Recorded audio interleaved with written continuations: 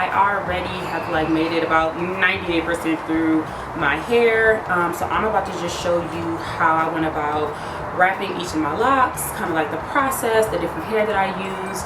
But before we jump into that, just a heads up, I did go ahead and I braided my hair individually a couple of days ago.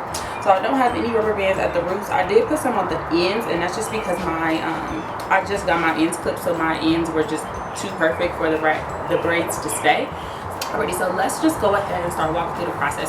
I left two out to kind of walk you through, but this hair I take apart, and you need 3 sections per lock. So I'll just separate 3 sections, nothing too thick. So again, it's going to be a piece that's going to be inside the lock, so you don't want that to be overly thick. And then I'll need 2 other ones to do the wrapping.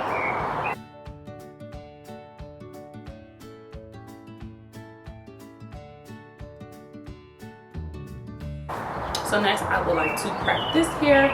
So again, this is going to be track hair. So what I'll do is just literally take my scissors and cut this along the top. You really only need a little bit of hair for each of the locks because you don't want it to be too thick. So this is probably going to be more than enough for the 2 that I need. So I will separate a fairly thin piece to include in the lock, and then my end piece will be a little bit bigger.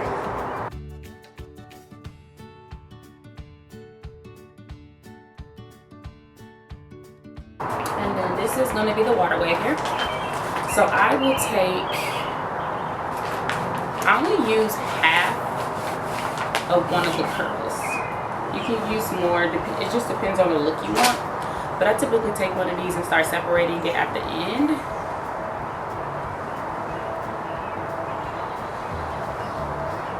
And then it's easier to kind of pull it through. Alrighty, so now my hair is prepped. And I'm going to show you how I add it. So I do use my crochet hook. And I add in 2 pieces. So my first piece, I'm going to add about halfway down my braid. And that's going to be the piece that's going to be inside of my lock.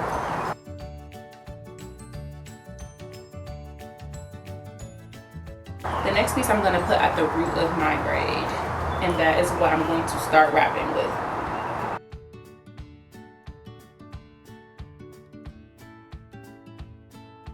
Ready.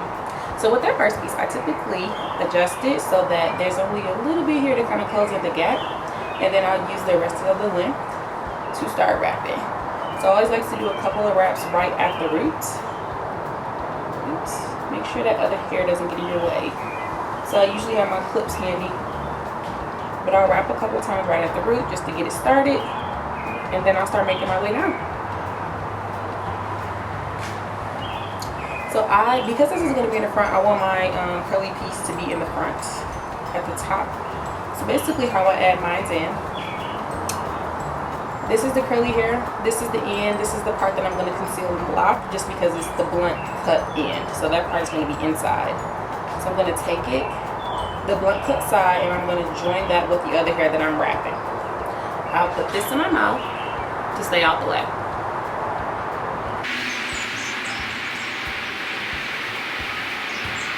So I wrapped it about 3 times with that piece. So now I'm going to take the entire piece, and I'm going to rejoin it with all the hair. This is how I secure the curly hair in. Wrapped it a couple more times, and now I'm going to pull it back out, make sure it's secure in there, and block all the way down.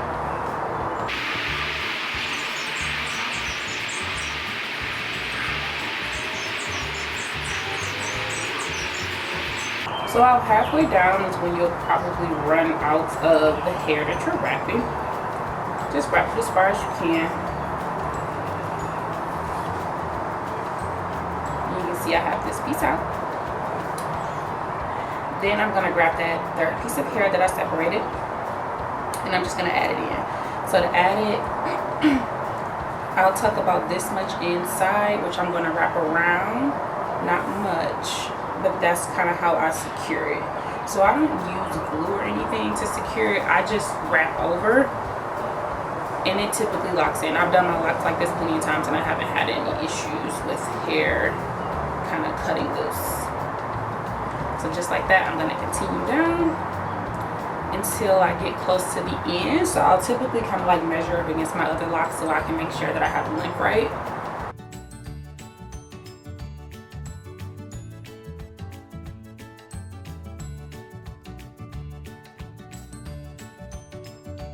Okay, so now I'm at the end, and this is where I'm going to add in the curly piece for my end.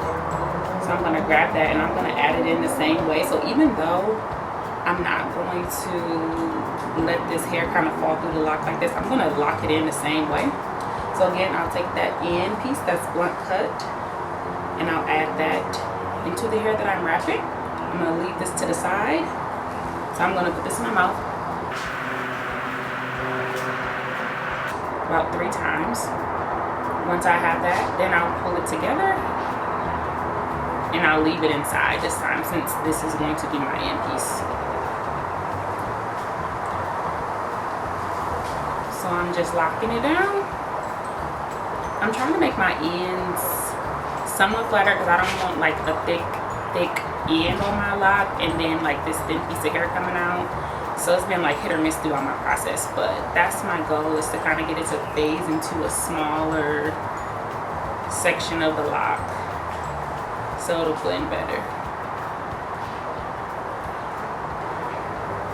So to secure my ends, again, I don't use any glue or anything, so I literally, again, it's the power of literally rewrapping the same area. So I go up once I get to the bottom and I go back down.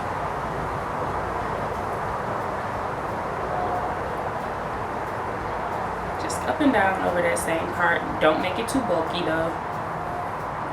You see the end here, so you see I have this extra piece here, so I am going to cut that.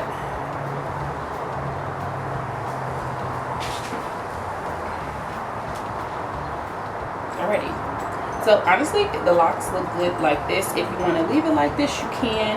I have been going through and adding in my water wave here. So again, remember this water wave here, I had 2 pieces of this. So I'll typically take it just depends on how the lock looks, but a lot of times I'll start underneath that hair that I added and just wrap this around.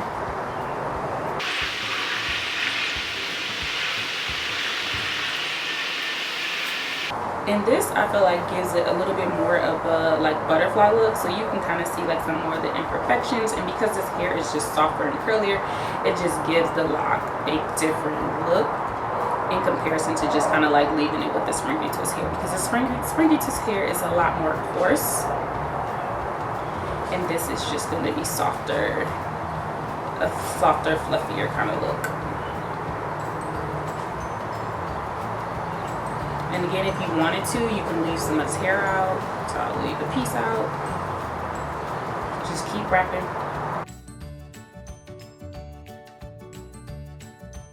And again, I secure the ends on this the same way. I just go up and down a bit. And then I'll typically like rub it. And that's my lock. Alright y'all, so we are back with the final look today. I think it came out really cute. I am loving it so far. This is going to be super low maintenance obviously, and the hair is just very lightweight itself, so it just feels so much lighter than the wig that I was just wearing. So oh my god, it's just like a little bit of a relief.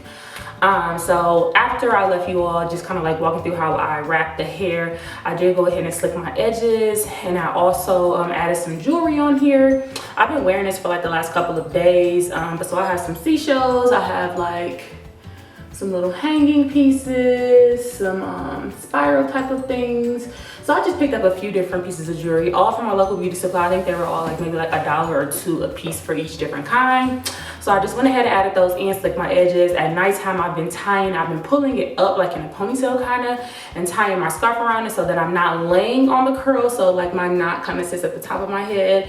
So as far as time, I would say this is probably going to be like between 5 and 6 hours of wrapping. So I mentioned before that I did my braids a couple days before I actually did the wrapping part of it. So just wrapping alone took me between 5 and 6 hours. I kind of lost track, and I know I took a couple of breaks. But yeah, it wasn't long at all. I was actually surprised, and especially because I'm using like three different types of hair, just adding them in differently and separately, it does take a little bit of time. If you have any other questions, please don't hesitate to leave those in the comments below. Always like, comment, and subscribe. Thanks again for watching. It's your girl, Monet.